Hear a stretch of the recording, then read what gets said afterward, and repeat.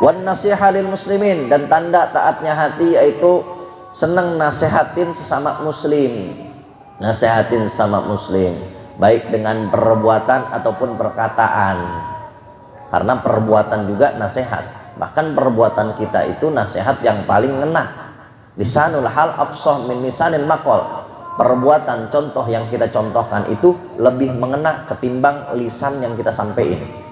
Perbuatan tuh, perbuatan itu lebih ngena ketimbang lisan. Kita nasehatin, kita negor, kita ngebilangin sampai berbusa-busa, kadang-kadang nggak diikutin, tapi kita nyontohin sekali, orang bakal tertegur sama contoh kita.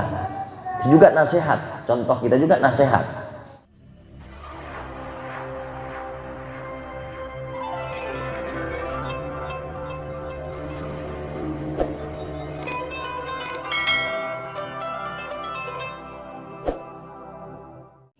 Dari judulnya aja sudah bisa kita pahami, risalah jamiah, surat atau ringkasan yang global. Artinya walaupun ini kitab ringkas, tapi pembahasannya global tentang rukun agama. Jadi kalau pengen agama kita sempurna, rukunnya harus kita patenin, rukunnya harus kita pakemin. Apa rukun agama? Rukun agama iman, Islam, dan ihsan. Iman di awal-awal pembahasan udah dijelasin, Islam di pertengahan pembahasan sudah dijelasin, dan sekarang kita masuk ke pembahasan yang ketiga, yaitu ihsan. Ihsan itu anta'budallah ka'annaka tarahu fa in lam takun tarahu fa annahu yaraka. Engkau menyembah Allah seakan-akan engkau melihat Allah. Jika kau tidak melihat Allah, maka ketahuilah bahwa Allah melihat engkau. Itu namanya ihsan. Dan di pertemuan sebelumnya kita telah membahas tentang maksiat-maksiat hati. Jadi yang dibahas tentang maksiat hati dan ketaatan hati terlebih dahulu. Sebab apa? Sebab hati ini barometer penentu daripada anggota tubuh kita. Idza shalahat shalahat sa'irul jasad, kata Nabi. Wa idza fasadat fasadat sa'irul jasad. Apabila hati kita rusak, maka anggota tubuh kita yang lain juga bakal melakukan perkara-perkara yang rusak. Kalau hati kita baik, maka anggota tubuh yang lain juga bakal melakukan kebaikan demi kebaikan. Makanya pentingnya kita menata hati.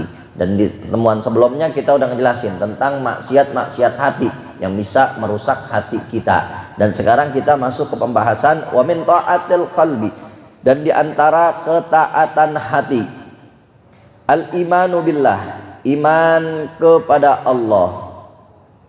Iman kepada Allah. Di antara tanda taatnya hati yaitu iman kepada Allah. Dan iman ini bukan cuma sekedar kita pendam dalam hati. Iman itu perlu bukti dalam perbuatan kita sehari-hari.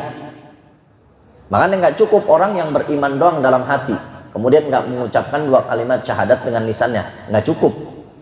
Karena orang-orang Yahudi, orang-orang kafir Quraisy di Mekah waktu itu, mereka mengakui kebenaran Nabi. Mereka mengakui kebenaran Nabi, tapi mereka tidak mengucapkan dengan lisannya dengan 2 kalimat syahadat. Makanya imannya nggak diterima, karena iman cuma dipendam dalam hati. Orang-orang Yahudi itu mereka tahu bahwa Nabi adalah utusan Allah, bahwa Nabi adalah Rasulullah. Mereka tahu, tapi mereka tidak mau beriman karena mereka menganggap Nabi terakhir bukan dari golongan mereka. Makanya mereka nggak mau beriman. Padahal mereka tahu. Mereka itu udah nungguin, orang-orang Yahudi itu udah nungguin tentang Nabi terakhir, karena mereka tahu dari kitab-kitab suci terdahulu, dari Taurat, dari Zabur, dari Injil, mereka tahu bahwa nanti bakal ada utusan Allah terakhir, Nabi terakhir, Rasul terakhir.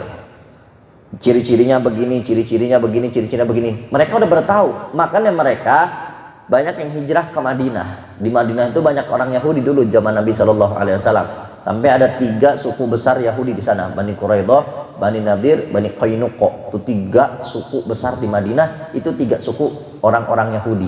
Kenapa? Karena mereka tahu bahwa nanti bakal ada Nabi terakhir, lahir di Mekah, nanti hijrah ke Madinah, tinggal di Madinah, besar di Madinah, nanti dakwah dan berjihad sampai ke negeri Syam, sampai akhirnya menguasai beberapa daerah di sana. Makanya orang-orang Yahudi ketika mengetahui kabar tersebut, mereka banyak yang hijrah ke Madinah. Tapi begitu faktanya Nabi terakhir bukan dari keturunan orang-orang Bani Israel, mereka nggak mau beriman, nggak mau mengucap 2 kalimat syahadat. Padahal mereka tahu Nabi itu adalah utusan Allah Subhanahu wa Ta'ala. Tuh. Kenapa? Mereka beriman dalam hatinya tapi tidak mau mengucapkan dengan lisannya dan tidak mau membuktikan dalam perbuatannya sehari-hari. Makanya nggak dianggap orang yang begini. Begitu juga kita ngaku beriman tapi tidak mencerminkan kehidupannya dalam sehari-hari, menjalankan perintah Allah dan menjauhi larangannya, nggak cukup iman kita. Nah, tanda taatnya hati yaitu iman kepada Allah Subhanahu wa Ta'ala.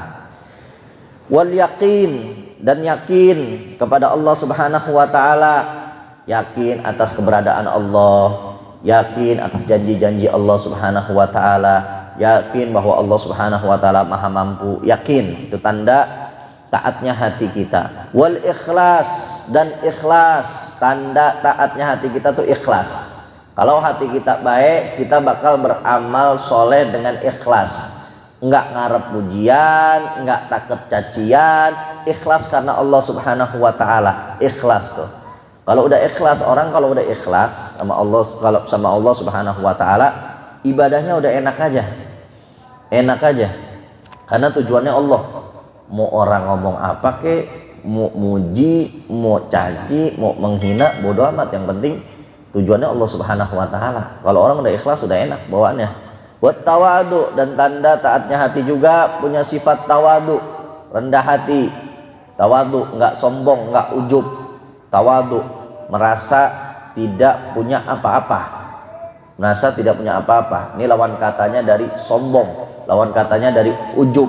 Sebab sombong dan ujub ini maksiat yang terbesar yang dilakukan oleh iblis, sampai akhirnya iblis dilaknat hingga hari kiamat. Iblis itu orangnya pinter, iblis itu makhluk yang pinter, makhluk yang pinter. Iblis itu sebelum dilaknat oleh Allah itu ahli ibadah. Bahkan dalam riwayat nggak ada satu jengkal pun di surga kecuali di situ iblis pernah ibadah. Artinya ibadahnya rajin, ilmunya juga tinggi. Makanya karena saking tinggi ilmunya terus ngandelin logika, nggak ngandelin iman. Begitu Allah nyiptain Nabi Adam, iblis nggak terima. Pas disuruh sujud, khalaqtahu min turab wa khalaqtani minan nar. Aku diciptakan dari api, dia diciptain dari debu, dari tanah. Kenapa aku suruh sujud kepada dia? Ngandelin logikanya, ngandelin akalnya, seakan-akan logikanya, akalnya lebih pintar dari Allah Subhanahu wa Ta'ala. Sampai akhirnya Allah laknat karena nggak mau bersujud kepada Nabi Adam alaihissalam. Nah, kita dalam beragama harus yaitu mengedepankan iman kita ketimbang akal pikiran, ketimbang kepinteran kita, ilmu kita. Jadi terima aja dulu, Allah perintah A, jalanin, nggak pakai tanya kenapa-napa lagi. Nabi SAW perintah A, jalanin, nggak usah pakai tanya-tanya lagi. At-tawadu, tawadu, tanda yaitu taatnya hati kita. Wan nasiha lil muslimin, dan tanda taatnya hati yaitu senang nasehatin sesama muslim. Nasehatin sesama muslim, baik dengan perbuatan ataupun perkataan. Karena perbuatan juga nasihat. Bahkan perbuatan kita itu nasihat yang paling ngena. Lisanul hal afsah min lisanil maqal. Perbuatan, contoh yang kita contohkan itu lebih mengena ketimbang lisan yang kita sampaikan. Perbuatan tuh, perbuatan itu lebih ngena ketimbang lisan. Kita nasehatin, kita negor, kita ngebilangin, sampai berbusa-busa kadang-kadang nggak diikutin. Tapi kita nyontohin sekali, orang bakal tertegur sama contoh kita. Itu juga nasihat, contoh kita juga nasihat. Nah, tanda taatnya hati kita senang nasehatin orang. Ngelihat orang selalu berbuat dosa, selalu berbuat maksiat, pengennya nasehatin, pengennya ngebilangin, pengennya negor. Itu tanda taatnya hati itu. Wasakho, dan tanda taatnya hati juga sakho, dermawan, agak pelit, dermawan, dermawan kepada siapa aja. Sama kayak Nabi SAW, ka'annahu bahrun zakhor. Nabi itu dermawannya sifatnya karihil mursalah, seperti angin yang menghembus. Angin kalau menghembus itu nggak pakai lihat-lihat orang. siapa aja kena sama angin, yang ada di depannya kehembus sama angin. Nah begitu juga Nabi Shallallahu Alaihi Wasallam. Nabi dermawan itu sama siapa aja, sama orang yang baik ke, sama orang yang musuhin ke, sama siapa aja tetap dermawan. Dan begitu juga kita harusnya dermawan. Dermawan bukan cuma sekedar ngasih duit, ngebantu dengan tenaga kita, dengan pikiran kita, dengan waktu kita juga, itu termasuk dermawan ya. Dan nggak perlu lihat-lihat siapa yang kita bantu. Kadang-kadang kan kita mah kagak. Kalau orangnya baik kita bantu ya sama kita.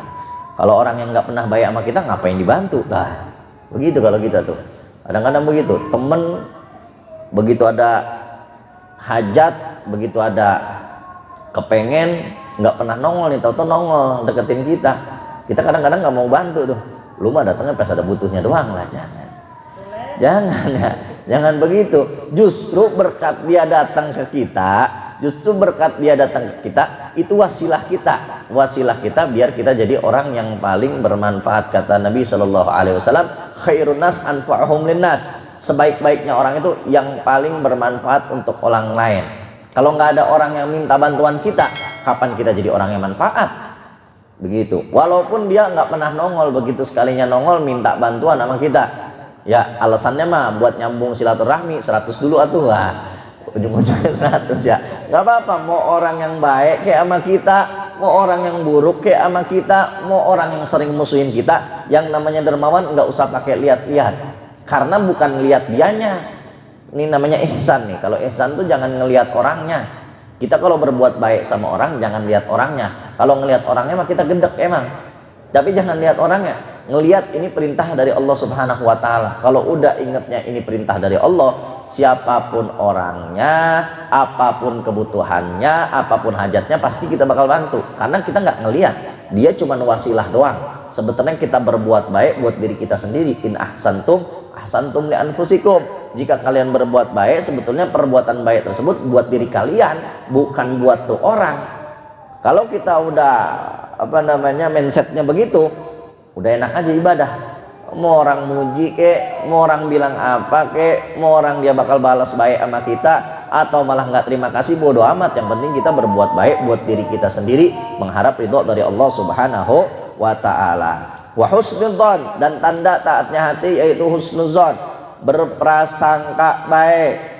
Wa ta'dhimu sya'airallah, dan mengagungkan syiar-syiarnya Allah, simbol-simbol agama Allah.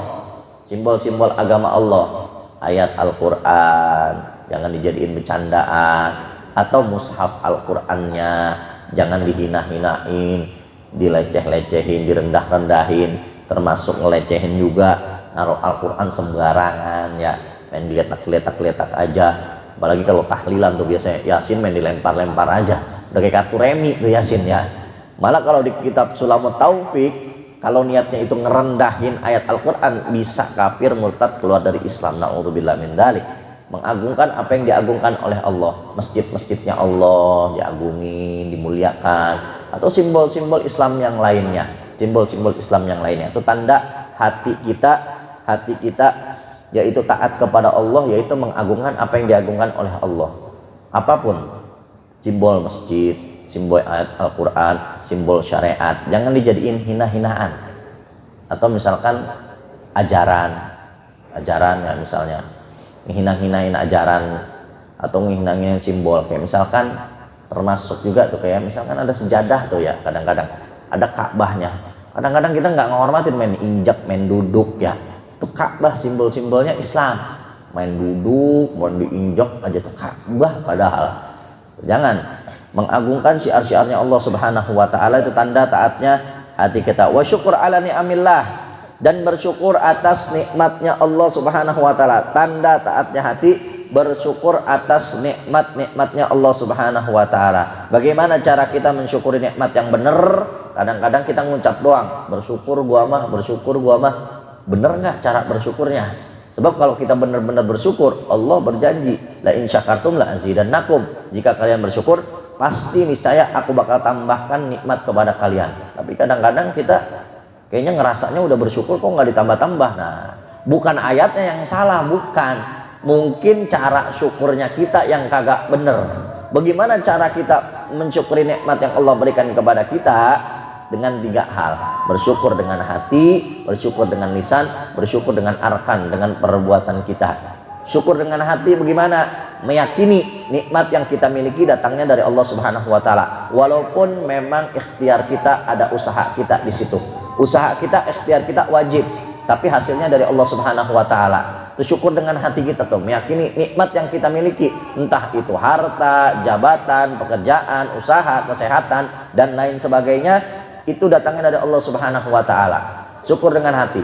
Setelah itu syukur dengan lisan, mengucap alhamdulillah, bersyukur kepada Allah Subhanahu wa taala. Dan yang ketiga, bersyukur dengan perbuatan, menggunakan nikmat-nikmat yang kita miliki kepada hal-hal yang diridhoi oleh Allah Subhanahu wa taala. Nah, yang ketiga ini yang jarang kita laksanakan.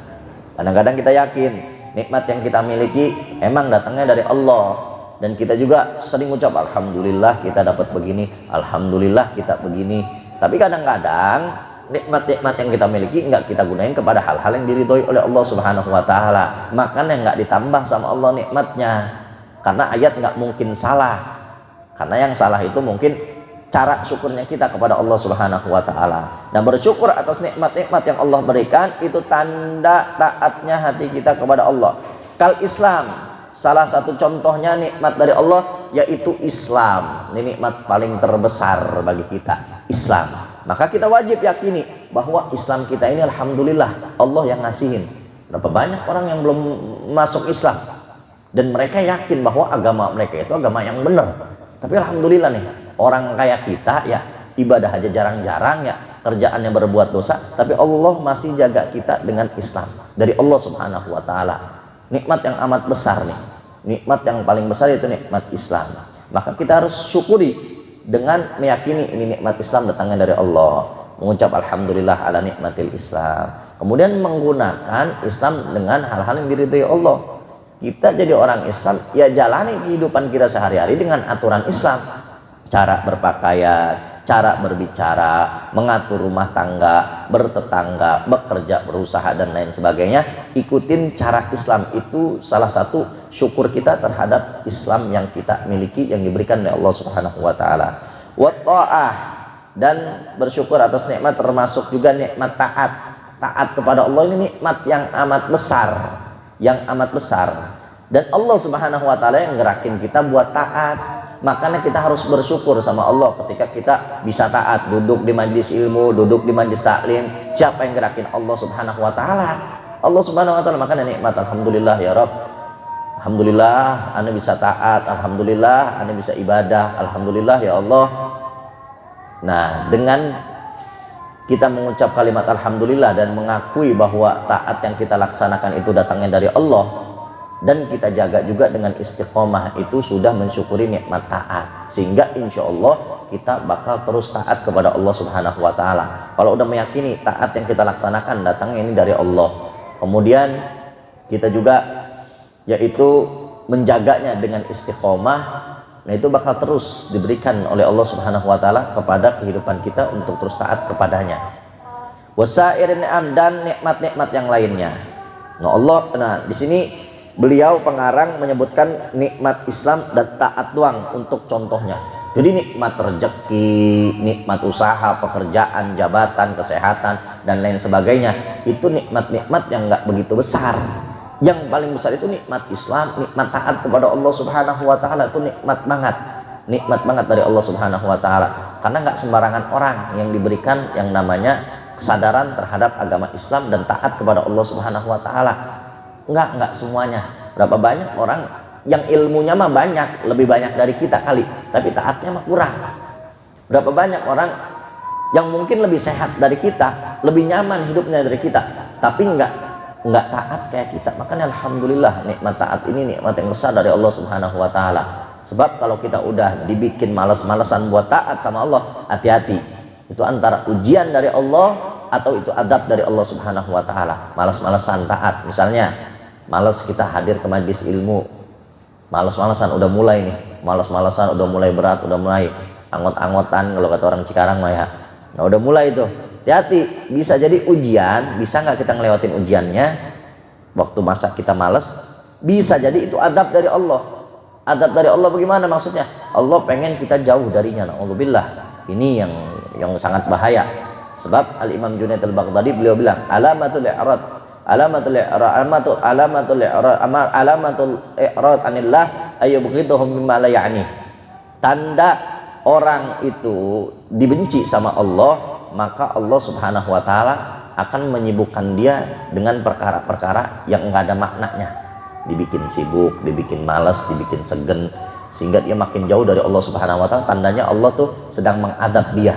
Makanya kalau kita udah mulai rada males, udah mulai rada berat buat taat, buat hadir ke majelis ilmu, buat ngaji, hati-hati tuh. Bisa jadi itu ujian, bisa kita lewatin atau enggak. Bisa jadi na'udzubillah itu adab dari Allah Subhanahu wa taala. Na'udzubillahi min dzalik. Wassabar 'alal bala, dan sabar terhadap bala. Itu tanda hati kita taat kepada Allah, sabar terhadap bala, ujian, cobaan, tantangan, rintangan dalam kehidupan kita. Baik itu balanya keadaan senang ataupun keadaan sulit. Keadaan sulit itu bala dari Allah, ujian. Ujian dibikin kita sulit sama Allah Subhanahu wa taala, ujian. Bisa nggak kita ngelewatinnya? Sabar nggak kita?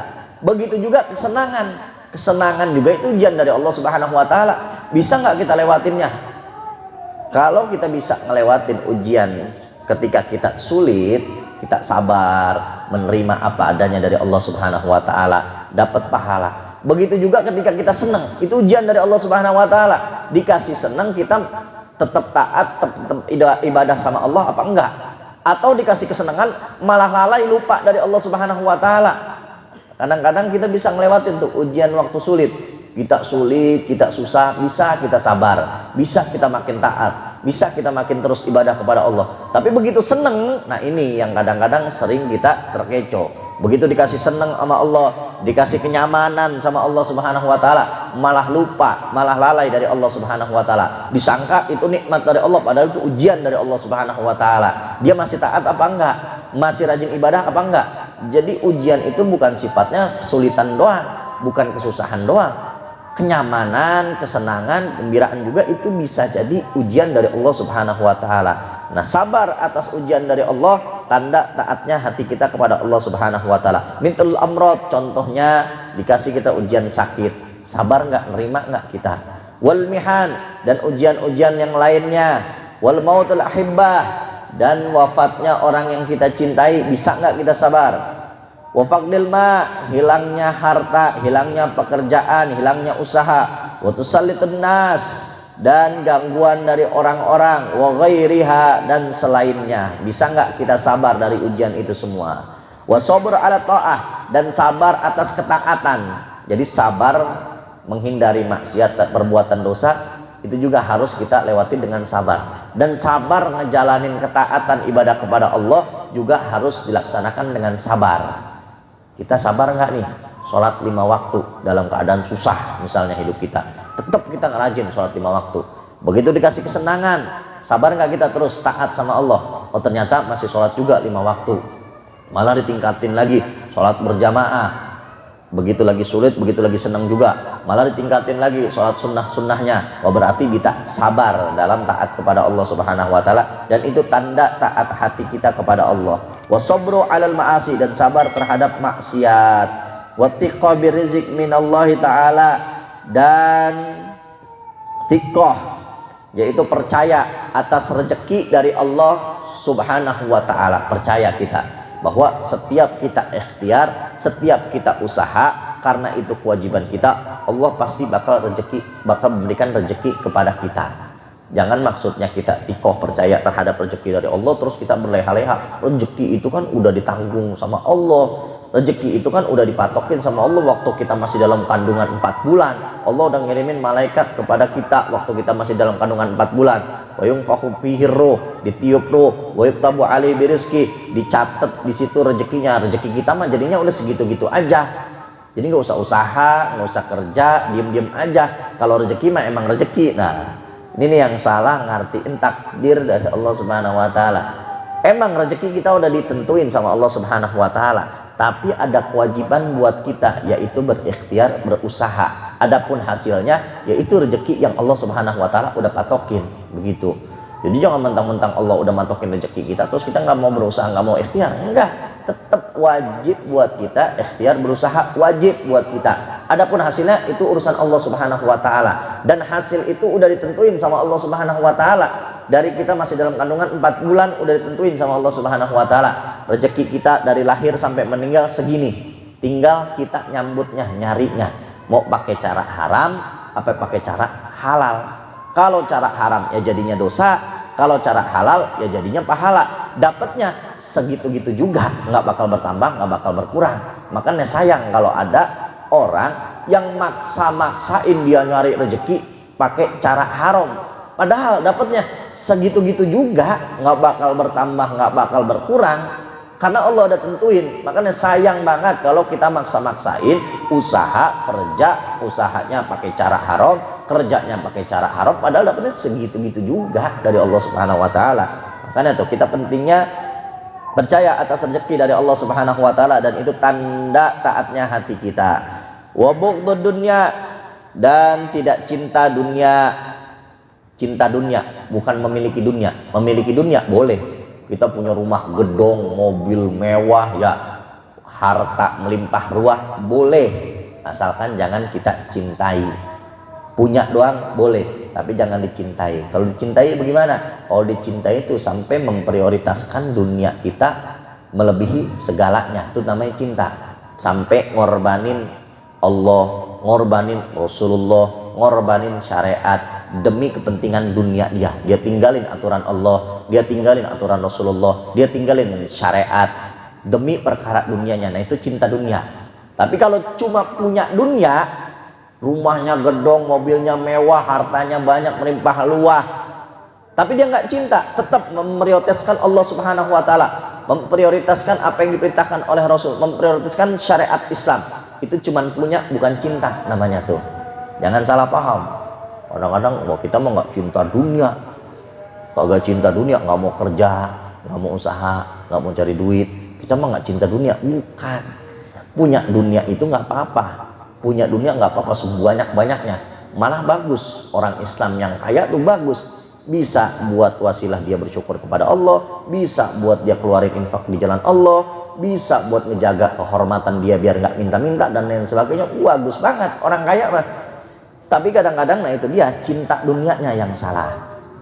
Nah, tanda taat hati kita kepada Allah nggak cinta sama dunia. Wa adawatun nafsi wa syaitan, dan memusuhi hawa nafsu dan syaitan. Waridha anillah, dan ridha terhadap ketentuan Allah Subhanahu wa taala. Wa tawakkul alaih, dan bertawakal kepada Allah Subhanahu wa taala. Wa ghairu dzalika minal wajibatil qalbiyah al munjiyah, dan selain hal tersebut dari perkara-perkara wajib yang kita harus laksanakan dengan hati kita, yang bisa menyelamatkan kita di dunia dan di akhirat. Beliau contohkan tuh beberapa contoh tanda taatnya hati kita kepada Allah Subhanahu wa taala. Pentingnya kita punya hati yang taat kepada Allah. Karena tadi sebagaimana yang disebutkan oleh Nabi, kalau hati kita udah benar, maka semua perbuatan kita bakal benar. Tapi kalau hati kita udah nggak benar, perbuatan kita bakal nggak benar juga, walaupun kelihatannya kayak orang benar.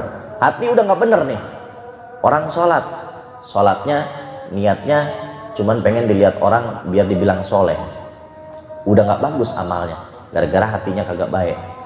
Sedekah kelihatannya mau bagus, rajin banget sedekah, tapi niatnya biar dibilang orang dermawan. Haji tiap tahunnya biar dipanggil Pak Haji misalnya, ya banyak tuh kadang-kadang yang begitu, pengennya dipanggil haji. Lah iya emang saya udah haji, giliran nggak dipanggil pakai haji nggak pernah nengok ya kadang-kadang ya. Ada orang haji nih, orang haji dipanggil nggak pakai haji, kagak pakai nengok lagi, nggak mau nengok. Giliran dipanggil haji kita pelan banget manggilnya, ji, nengok dari jauh juga tuh ya. Nah, kadang-kadang ada orang yang haji niatnya kagak niat haji, tapi ya banyak yang niatnya haji juga, banyak yang niatnya ibadah menjalankan perintah dari Allah Subhanahu wa taala, banyak. Tapi nah itu dia maksudnya, kalau hati udah rusak, amal apapun bakal rusak, amal apapun bakal rusak. Makanya pentingnya kita yaitu membersihkan hati kita. Jadi kalau hati kita bersih, kadang-kadang perkara-perkara yang kita anggap bukan perkara ibadah aja bisa jadi berbuah pahala.